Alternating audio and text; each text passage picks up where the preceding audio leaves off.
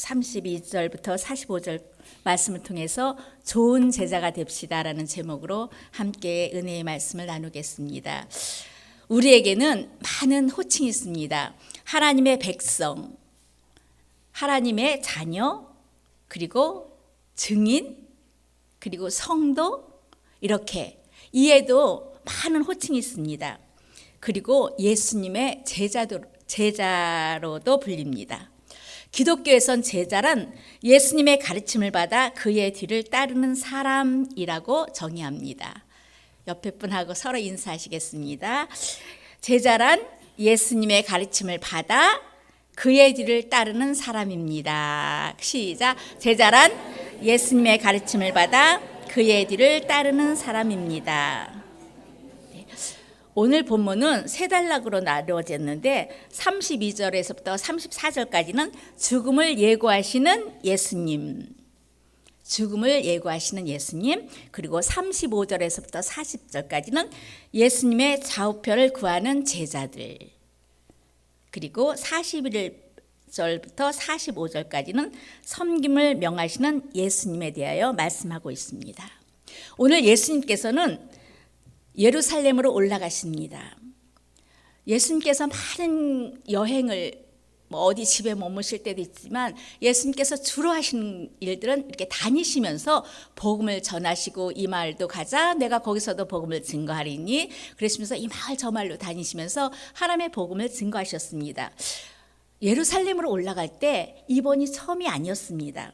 근데 오늘은 예루살렘에 올라가시면서 본인이 받으실 순환에 대해서 말씀하시고 계십니다. 32절에서 34절 다시 한번 천천히 읽으시면서 이것이 성경에 기록되어 있는 말씀이 아니라 예수님께서 나와 같이 올라간다. 예수님이 올라가시는 것을 장면을 상상하시면서 한번 읽어보시겠습니다. 시작. 예루살렘으로 올라가는 길에 예수께서 그들 앞서 그들이 놀라고 따르는 자들은 두려워하더라.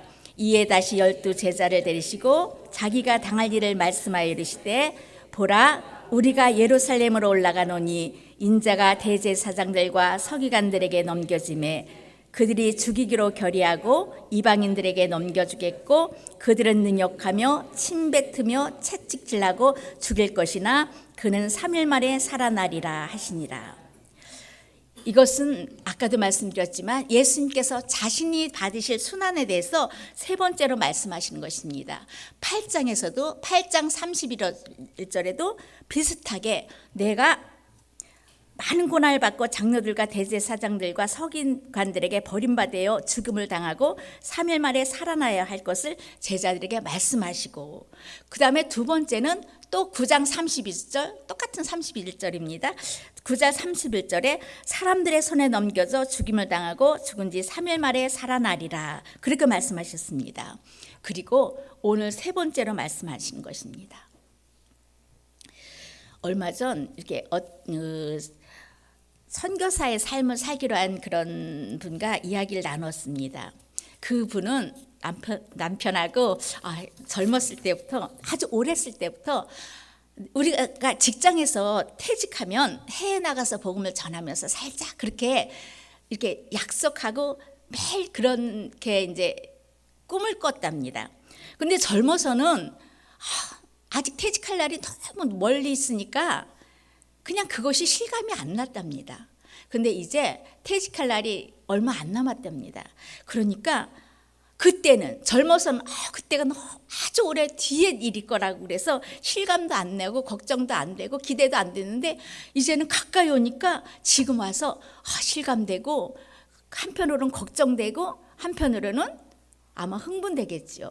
왜냐하면은 정말 오래전부터 나는 주님을 위해서 이런 선교사의 삶을 살 거야, 그런 계획하에 있었기 때문에 아마 이제 여러 마음이 들지만 설레고 떨리고 기대되고 그랬을 겁니다. 예수님께서 첫 번째, 두 번째 순환을 이야기하실 때는 그 장소도 그날이 언젠지도 말씀하시지 않으셨습니다. 그런데 오늘 본문에 지금이 그때야, 내가 예루살렘으로 올라가는데 내가 지금 올라가는 길이 이것이 순화의 현장으로 가는 길이야 라고 말씀하십니다. 그리고 성경은 예수께서 그들 앞에 서서 가시는데 그들이 놀라고 따르는 자들은 두려워하더라. 제가 이 말씀을 이렇게 들으면서 과연 어떤 모습이길래 기록한 이 마가가 예수님께서 올라가시는데 따르는 자들이 두렵고 놀라고 와, 평소 때하고 다른 모습이었다는 것이 여기서 분명하게 느껴지시지 않습니까? 이것은 다른 어디에도 나오지 않은 독특한 표현이라고 합니다. 그것은 십자가의 고난과 죽음을 앞둔 엄숙함, 단호함, 어떤 결단력 있는 그런 예수님의 모습이었을 것이라고 제가 이렇게 상상해 보았습니다. 예수님은 십자가 길이 어떤 길인지 분명히 알고 계셨습니다. 그 길은 고난의 길, 그 길은 죽음의 길. 하지만 그 길을 앞서 가시는 예수님께서는 정말 싸움을 나가는 그런 용사가 당당하게 두려움 없이 아주 행군하는 것 같이 그렇게 올라가셨습니다. 그리고 사람들을 대신하여 십자가에 못 박혀 죽으셨습니다. 이것이 바로 예수님의 가르침을 받아 그의 뒤를 따르는 제자들에게 친히 보여주신 믿음의 본인 것입니다. 예수님은 천지를 창조하신 삼위일체 하나님이십니다. 그리고 사람을 지으신 하나님이 사람의 몸으로 오셔서 사람을 대신해서 저주를 받고 십자가에 못 박혀 죽으신 것입니다. 이보다 더 큰 낮아짐과 섬김은 그 어디에도 없습니다. 그리고 이 모습에서 예수님은 본인이 십자가에 죄인의 죄를 대속하실 일을 사모하셨다라는 것이 느껴집니다. 우리가 어떤 일을 하러 갈 때에 정말 억지로 갈 때는 표정도 아마 그런 말이 있지 않습니까? 소살상에 끌려가는 소. 그랬을 것입니다. 저 일은 정말 하기 싫은데 할 수 없이 할 때는 기쁘고 신나고 당당하게 가지 않고 억지로 갈 겁니다.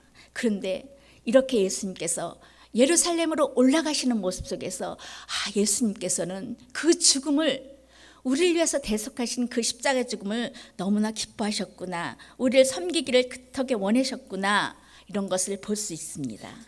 그런데 죽기까지 섬기시는 예수님, 우리를 죽기까지 섬기셨던 예수님을 죽기까지 따른다고 하시던 제자들 가운데 죽기까지 높아지고자 하는 사람들이 있습니다. 주님이 죽으시는 곳에는 나도 가겠습니다.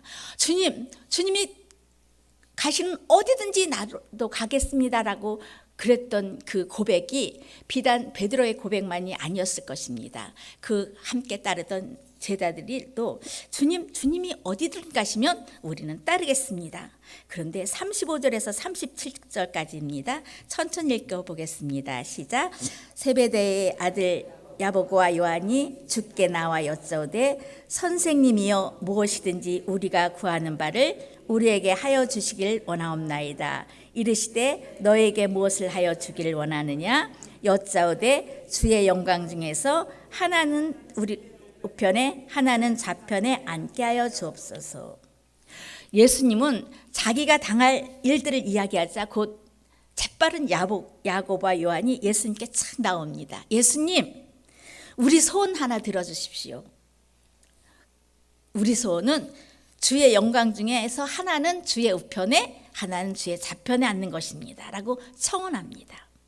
우편과 좌편에 앉게 해달라는 것은 가장 높고 명예롭고 영광스러운 자리에 앉게 해달라는 것입니다. 예수님, 그날 예수님의 영광 가운데 계면 우리를 여기 왼쪽 오른쪽에 다른 사람이 아니라 우리를 앉혀주십시오. 왜냐하면요, 예수님의 제자는 우리가 아시다시피 12제자였습니다. 물론 12제자님이 그 사람들이 이렇게 생각했을 겁니다. 와, 예수님이 왕권을 회복하면 우리도 어떤 한 자리씩 했는데 다른 한 자리가 아니라 예수님하고 가까운 자리, 가장 높고 가장 영광스러운 자리를 빨리 얘기해야지. 그래서 내가 차지해야지. 그런 마음이 있었을 것입니다. 영광 중에서는 현재든 미래든 예수님이 우주 만물의 통치자로 존귀와 위엄을 가질 때를 뜻한다고 볼 수 있습니다. 이렇게 그날 예수님 우리를 높은 자리에 앉게 해주십시오. 근데 이와 비슷한 이 얘기가 전에도 마가복음 9장 30절에 나옵니다. 이때도 예수님께서는 내가 인자가 십자가에서 죽을 거야, 사람들에게 능력을 받고 죽을 거야 라고 이야기할 때, 이때 그리고 예수님께서는 이제 길 가셨는데 제자들이 길에서 토론한 이야기가 있습니다. 예수님께서 도착하셔서 이렇게 질문합니다. 너희가 길에서 서로 토론하는 것이 무엇이냐? 그러자 이 제자들은 아무 말도 하지 못하고 있습니다. 왜냐하면 그들이 길에서 토론한 것은 우리가 어디 가서 복음을 전할까? 우리가 주님을 위해서 무슨 일을 할까? 이게 아니라 토론한 것은 우리 중에서 누가 높으냐, 누가 크냐, 이런 것을, 아니야 베드로일 거야, 아니야 누굴 거야, 아니야, 이렇게 성경에는 이렇게 구체적으로 나와 있지 않지만은 우리가 평상시 우리가 하는 것을 볼 때 그와 같이 서로 이야기했을 것입니다. 그래서 그들은 예수님의 이 질문에, 너희가 길에서 서로 토론한 것이 무엇이냐라는 이 질문에 아무 대답도 할 수 없었던 것입니다. 그런데 또다시 이렇게 그들은 자신들을 위해서 높은 자리를 구하는 것입니다.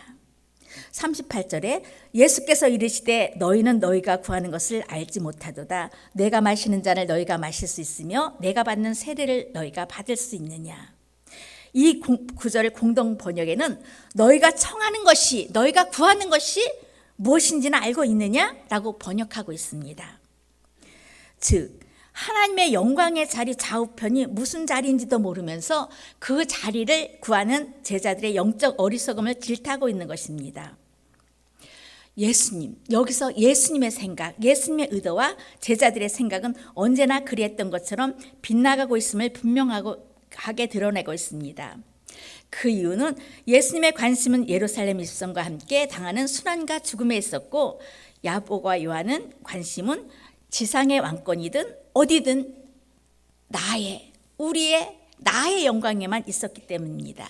이 베드로와 이 야고보와 요한은 어떤 사람이냐 하면 변화산에서의 예수님의 영광을 보았던 사람입니다.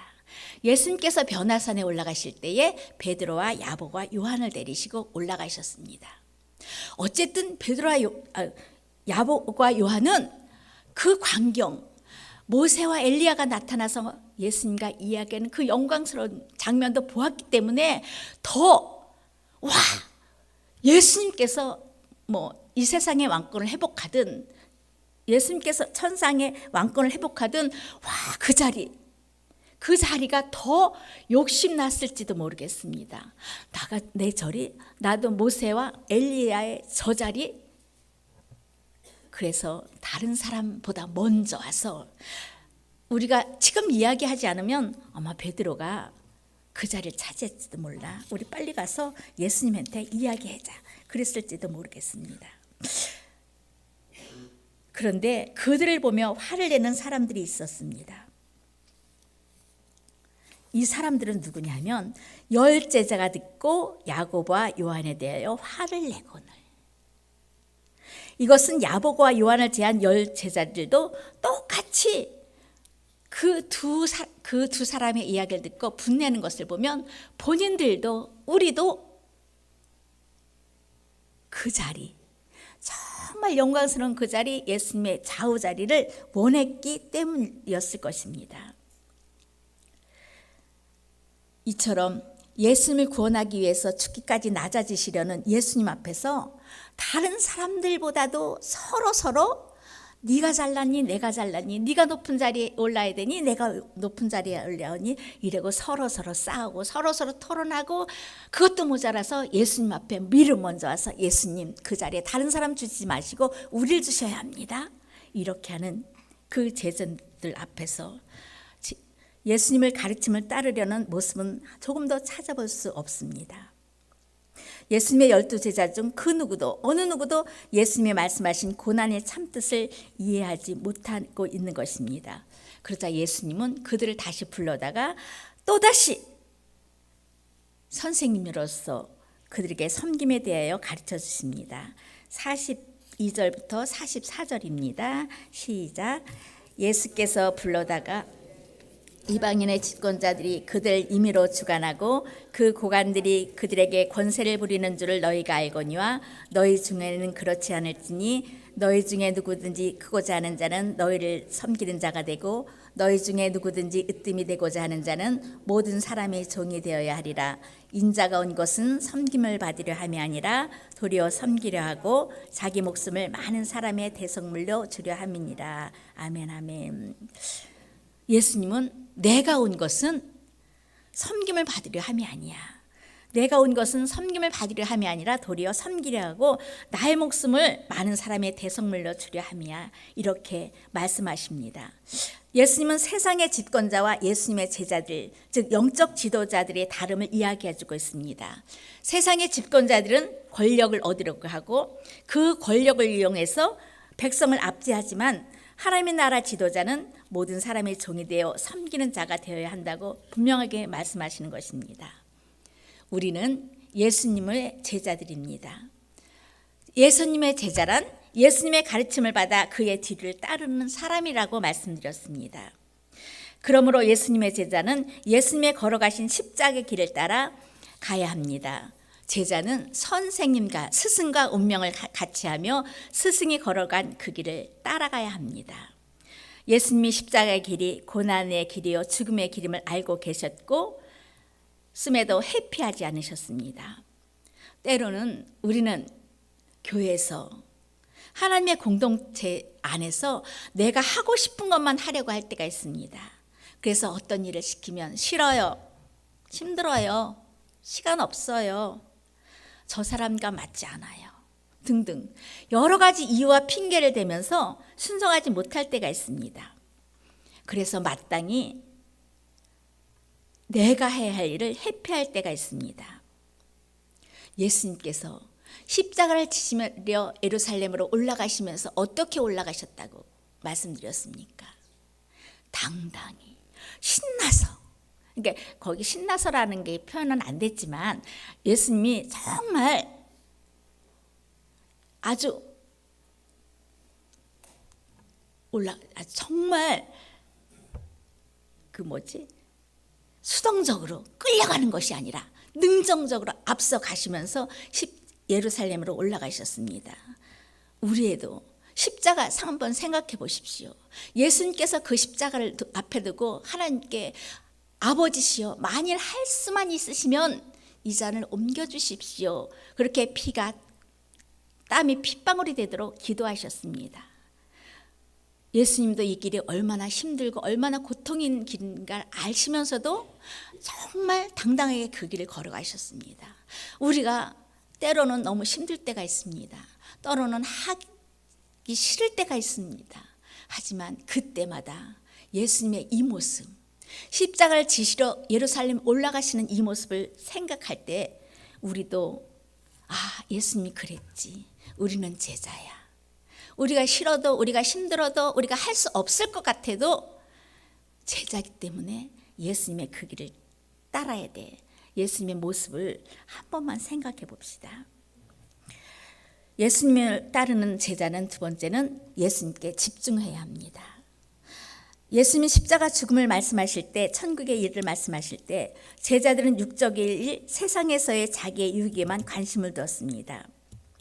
그래서 예수님이 왕권을 회복했을 때 가장 높은 자리에 앉게 해달라고 미리 청탁을 하는 것입니다. 교회에서의 직분은 섬김을 받는 직분이 아닙니다. 장로님, 권사님, 집사님, 이거는 높은 순서가 아니라 그만큼 많이 헌신하고 봉사해야 할 그런 직책입니다. 집사님은 집사님의 분량대로 헌신하고, 권사님은 권사님의 분량대로 헌신하고, 그리고 장로님들은 장로님의 분량대로 헌신하고 봉사해야 할 직책입니다.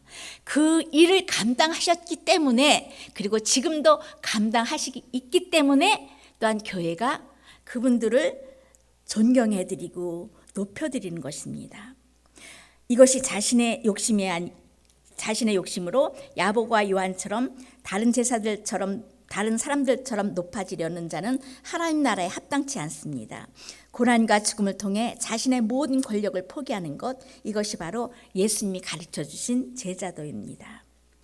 세 번째는 죽기까지 다른 사람들을 섬기는 것이 하나님 나라의 삶의 원리입니다. 예수님께서 이 땅에 오신 목적을 이야기하시면서 나는 섬김을 받으려 이 땅에 온 게 아니야.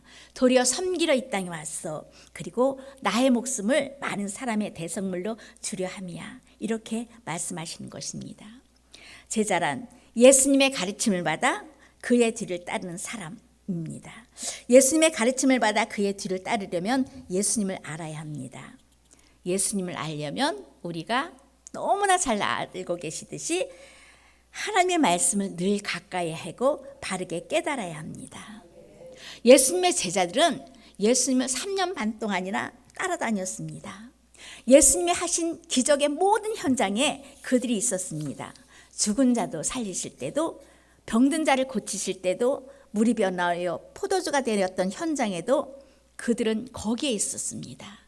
광풍을 명하여 잔잔케 하셨던 현장, 우리가 사복음서에서 읽었던 그 모든 현장에 그들은 제자란 이름으로 멀리서가 아니라 예수님 곁에서 가까이 곁에서 그것을 다 같이 보고 그 기쁨을 함께 누렸던 사람입니다. 그러면서도 예수님의 순환에 대해서 말씀하실 때 전혀 다른 생각, 예수님과의 정반대의 생각을 하고 있었던 것은 예수님의 말씀에 집중하지 못하고 그랬기 때문에 말씀을 바르게 이해하지 못했기 때문입니다. 지금 우리 교회는 큰 통독 학교를 하고 있습니다. 쉽게 말하면 말씀을 읽는 훈련을 하고 있는 것입니다. 이것은 엄청난 축복이면서 기회입니다. 전화가 왔어요. 순복음 춘천교에서 이 통독교 합니까? 라고 물어봐서 네, 합니다. 저는 그때는 책도 받기 전이었고, 그래서 주혜영 목사님이 쓰신 그 책으로 합니까? 그래서 몰라요. 그랬습니다.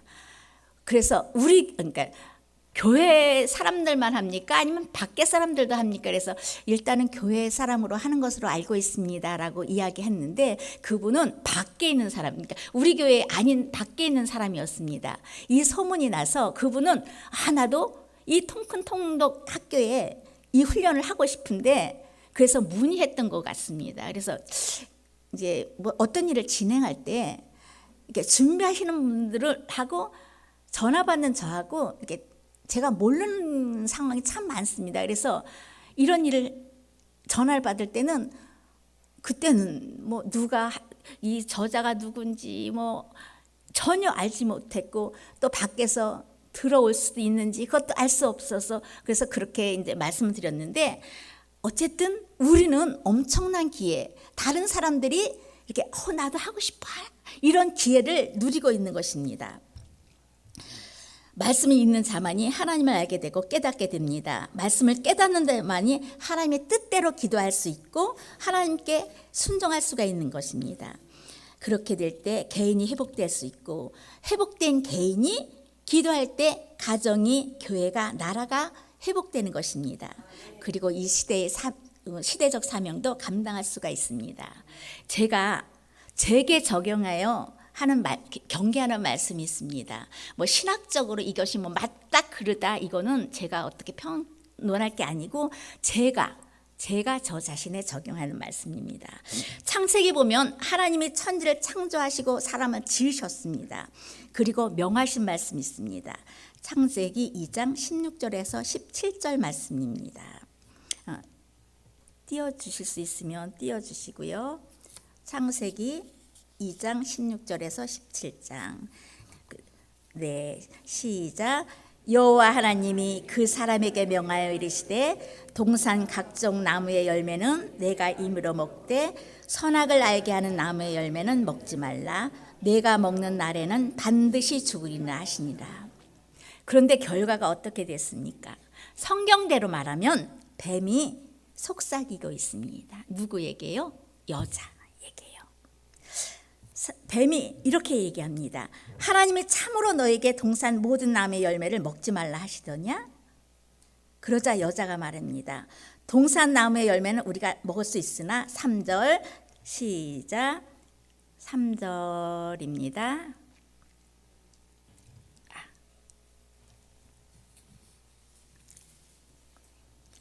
어떤 3절인지 모르겠어요. 제가 읽어드리겠습니다. 동산 중앙에 있는 나무의 열매는 하나님의 말씀에 너희는 먹지도 말고 만지지도 말라 너희가 죽을까 하노라 하셨느니라.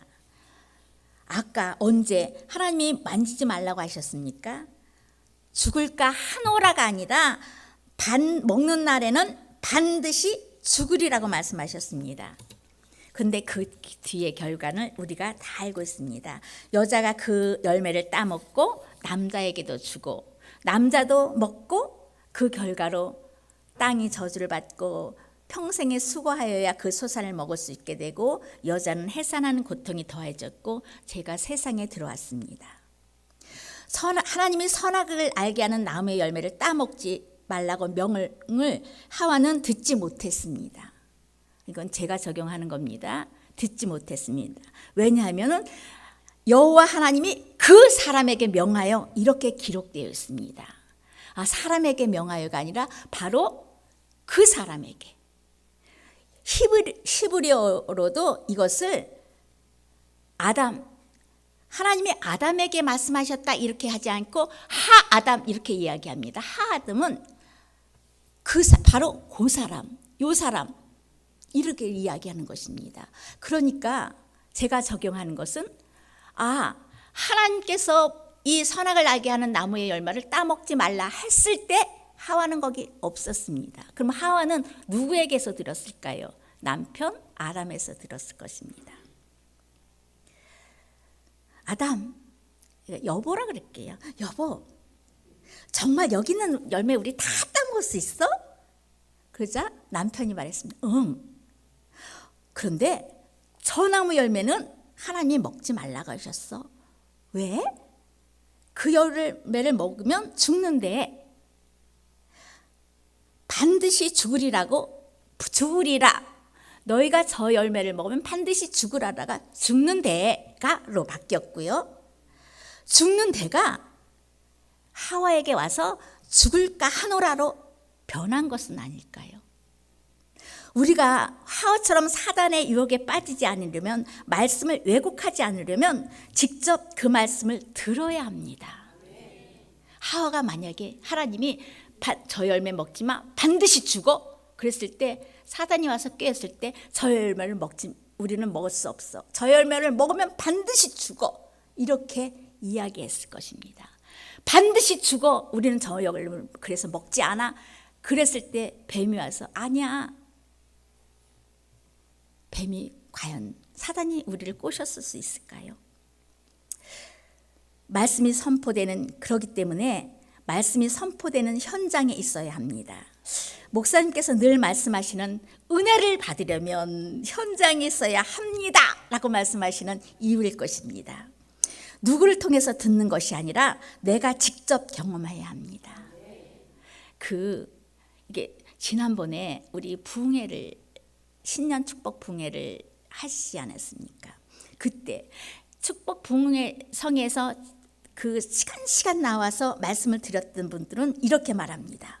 와, 이번 신년 축복 성회에 엄청난 은혜가 있었어. 근데 그 이야기를 듣고 다른 사람에게 전해준 사람은 이번 축복 성회에 엄청난 은혜가 있었대.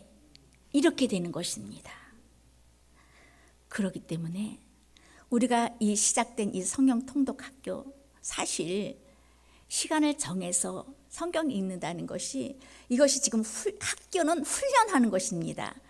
그래서 처음에는 어렵고 익숙하지 않을 수가 있습니다. 하지만 끝까지 매일매일 정성을 다해서 이것을 할 때 끝에 우리는 언젠가 이것이 통독학교가 끝날 때는 우리가 모르듯이 이것이 성경 읽고 묵상하는 것이 그냥 어떻게 배우려고 노트를 들고 첫째, 둘째, 셋째 이게 아니라 자연히 우리 속에 이렇게 습관을 떨 것입니다.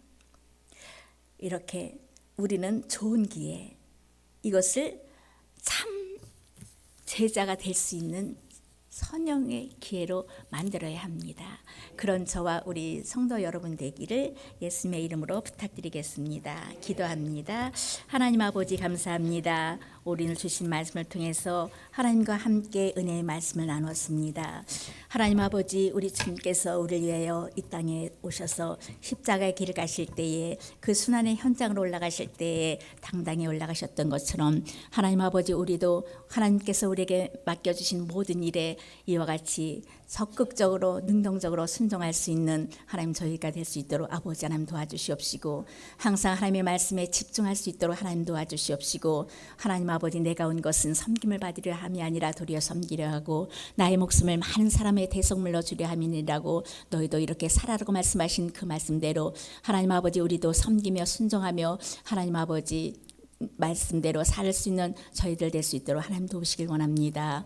하나님, 이 시간 아버지 하나님 앞에 나올 때에 정성을 다해서 하나님께 헌금 올려드렸습니다. 하나님 아버지, 이 헌금 하나님 아버지 그 모든 사정과 형편을 아시고 하나님 그 마음을 아시오니 하나님께서 하나님 아버지 그 소원에 응답하여 주시옵시고 하나님 아버지께서 영광으로 갚아주시옵소서. 예수 그리스도의 이름으로 기도드립니다. 아멘, 아멘.